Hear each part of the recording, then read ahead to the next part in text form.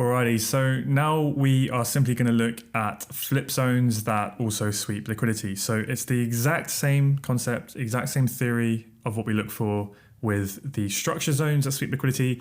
We're simply looking for, did the flip sweep liquidity in the creation of the zone? Okay, did it grab some liquidity as it was being formed? That's it. Because remember, what's the reasoning we're doing behind that? We are looking for where potentially institutions used available liquidity, so I'll get into this in a minute, but behind a high to enter the market. It's like another filter that perhaps means institutions were involved in the creation of that, okay? So not only did it break structure, not only did it take out another zone, but it also used liquidity as it was formed, okay? It's another little filter that we add on top, all right? So before we kind of dive into all of this, you've probably seen all of these variations and all of these ridiculous names, and you don't need to memorize any of this. The names don't really mean anything, as in, this is just some rubbish I came up with to try and separate them. But essentially, I view all of this as the same, okay? And you don't need to picture it. I'll make it hopefully reasonably simple for you as we get into it, okay? So let's start here with the left-hand side, which is what we've been looking at before we got to the liquidity module, right? Which is simply just a standard flip zone, okay? So we'll start with demand. So price is moving to the upside, okay? This low breaks this high. So what does that create? It creates a demand zone, right? That led to the break of that structure.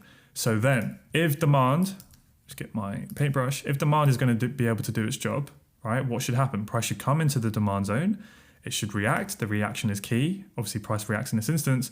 And if demand is going to do its job, it should move price to make a higher high, right? It should break structure. But as we can see, it doesn't break the high. It doesn't form a higher high.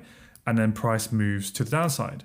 So what that means now is supply has stepped in and it's overpowered demand. Okay, so we've had a reaction from demand.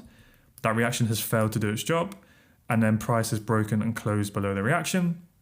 Okay, so when we get a break below there, that's when the reaction has failed.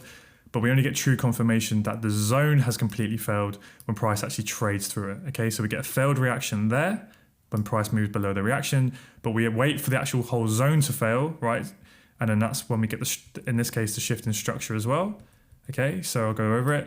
We get the reaction to demand, the reaction fails to do its job, price has a failed reaction, then the zone fails and structure fails at the same time, okay? So now you have a demand to supply flip, okay? So anywhere from the low of the reaction, okay, to the top of the reaction, that's where we can draw on our demand to supply flip range, right? Anywhere within that range. And then like I've done here, we can obviously refine it to the pivot zone within that, right? 1 or 2 candles or whatever. Okay, so that's the standard flip zone. And then obviously the same for supply to demand, where price comes into supply, it fails to do its job, it fails to make a lower low, and then we get the failed reaction, the failed zone, and the structure shift in this case, right? And then we look to enter on the supply that caused that to happen, okay? Now, in this instance, what do I call it? A no sweep flip, because it doesn't sweep any liquidity in the creation of the zone, right? The flip doesn't sweep any highs. If you look at where all the highs are, right, in here, at no point or within the flip does that get swept, right? So when price comes down here and you're looking for, this is the flip, did it sweep any high? Well, it didn't sweep that high, and there's nothing here, and there's no highs here. It's just a straight movement up and down, right? So just price comes in, price comes up, there's no highs that it breaks, and then price comes down. So when you're looking down here and you look up at this flip, did it sweep any liquidity? No. Whereas now when we look at the flip zones or the sweep flips, they all did, right? It's the same thing. We have demand, price comes into demand, the reaction is key. But in that pullback, right, in the reaction, what does it have? It forms, I guess you could call it like an internal high within there, right? So price moves down and then price sweeps the liquidity that would have built behind that high, right?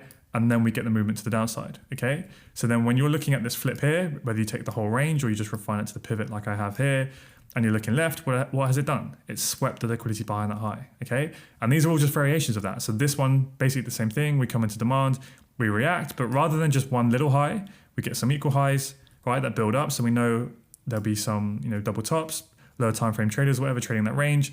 Liquidity gets swept, and then boom, we get the demand to supply flip. Likewise here, this one we get an initial reaction from demand, okay, fails to put in a higher high.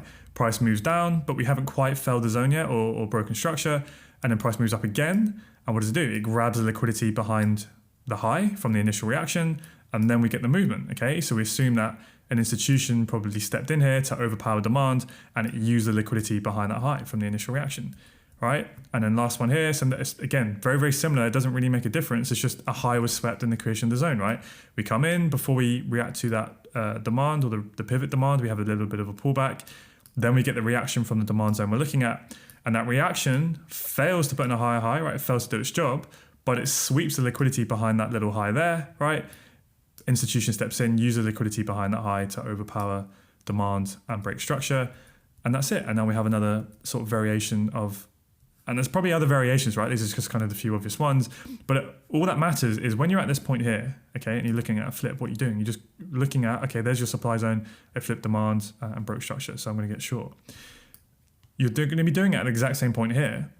The only difference is you're just asking yourself is, when that flip formed there, did it sweep any liquidity to the left? Yeah, it grabbed the liquidity there. When you're here, okay, it's a flip. Did it sweep any liquidity? Yeah, it swept those equal highs. You're looking down here and just asking yourself, okay, there's a flip, I can identify it. Did it sweep some liquidity when it was formed? Yeah, right? Down here again, you're just looking, okay, yeah, it swept some liquidity there. That's it. So I personally view all of these as the same. It's just a flip that swept liquidity, right? I don't necessarily view any on their own as any higher probability than the other. Now, some of you might want to be very strict with all of these different ones and you might want to click stats on them. But for me personally, I view them all as the same, okay? And then likewise, we'll quickly just go over the opposite. You essentially have price come into supply, it reacts, it fails to put in a lower low, but in the pullback of that reaction, what does it do? There's some liquidity here. Now, one question some of you may have is, how strong is this low, right? This low didn't break any structure at all. So how much liquidity is behind that? Yeah, maybe not a lot, but for me, that is enough for it to be classified as a flip that sweeps liquidity, okay? So for some of you, you may view like a flip like this as higher probability because technically this low did break at least some structure, right? It broke that high there. So arguably there's more liquidity behind that low than there is behind this little weak internal low there, right? In theory, right? That makes sense. But I personally haven't necessarily viewed this as any more higher probability than this. Like I said, right? I just keep my trading somewhat simple. I know some people are probably thinking it's not simple at all. That's a totally fair assumption, right? But I view all of these as a flip that sweeps liquidity, okay? So like I said, I don't want you to feel overwhelmed by this. It looks like a lot of variations and probably a bit weird to get your head around, but you are literally just looking for a flip like we have done before. But in this bit here, you're just looking at, where the zone is, did it grab any liquidity to the left, in the formation of it? And that's it. And then we simply just say, rather than just a flip, we call it a sweep flip, okay? Maybe you've got a better name than me, but that just makes it easy enough, okay? So hopefully that makes sense. We're simply just looking for, remember, the philosophy of what we always bring it back to is we're looking at a zone. We can ask ourselves questions of what are the odds that an institution was involved in the creation of it? Did it break structure? Yes. Did it overpower another zone? Yes. And was liquidity swept within it? Okay. So looking for sweep zones, it's just another filter to increase the probability of the zone. It's not a necessary requirement, okay? Necessarily, it may depend on what your plan is, but for me, it just needs to have at least broken structure, okay? Cool.